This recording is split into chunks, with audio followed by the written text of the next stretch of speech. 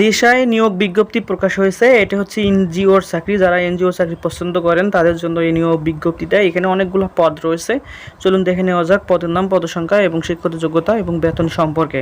এখানে 1 নম্বর পদটি হচ্ছে জোনাল ম্যানেজার। এখানে পদসংখ্যা 10টি, শিক্ষাগত যোগ্যতা স্নাতক এবং এখানে শিক্ষা অভিজ্ঞতা অবশ্যই 7 বছরের অভিজ্ঞতা থাকতে হবে।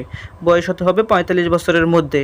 প্রশিক্ষণকালে এখানে বেতন হবে 1 মাস 48,000 টাকা এবং শিক্ষানিবেশ কাল 5 মাস 5 মাস পরে 50,000 টাকা এবং 6 মাস পরে স্থায়ীকরণের হলে হবে 58,004 টাকা।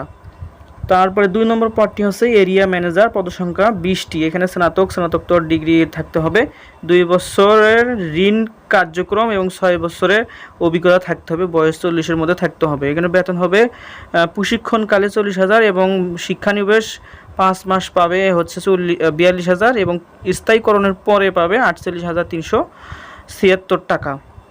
3 নম্বর পদে শাখা ব্যবস্থাপক। এখানে পদসংখ্যা 60 জন, স্নাতকোত্তর ডিগ্রি থাকতে হবে, 5 বছরের মোট 5 বছরের কাজের অভিজ্ঞতা থাকতে হবে, 36 বছরের মধ্যে থাকতে হবে তার বয়স।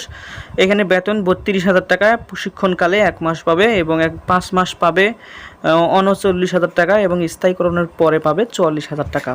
4 নম্বরে হচ্ছে অডিট কর্মকর্তা। এখানে হচ্ছে 10 জন, স্নাতকোত্তর ডিগ্রি থাকতে হবে, শিক্ষাগত যোগ্যতা এবং 2 বছরের চাকরির অভিজ্ঞতা থাকতে হবে।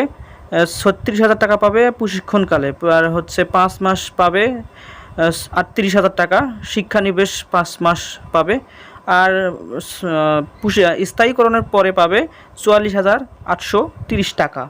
5 নম্বর পদটি এখানে রয়েছে হিসাব রক্ষক কর্মকর্তা। হিসাব রক্ষক কর্মকর্তা, এখানে তাদের বেতন পদসংখ্যা আছে 100 জন, শিক্ষাগত যোগ্যতা স্নাতকোত্তর ডিগ্রি এবং 2 বছরের বাস্তব অভিজ্ঞতা থাকতে হবে, বয়স হতে হবে 35 বছরের মধ্যে। এখানে 22,000 টাকা প্রশিক্ষণকালে বেতন হবে এবং শিক্ষানিবাস 5 মাস পাবে 27,000 টাকা এবং 6 মাস পরে স্থায়ীকরণের পরে হবে 31,032 টাকা। 6 নম্বরে আছে সিনিয়র ক্রেডিট অফিসার। এখানে 4টি পদ মিলে 300 জন নেবে মোট।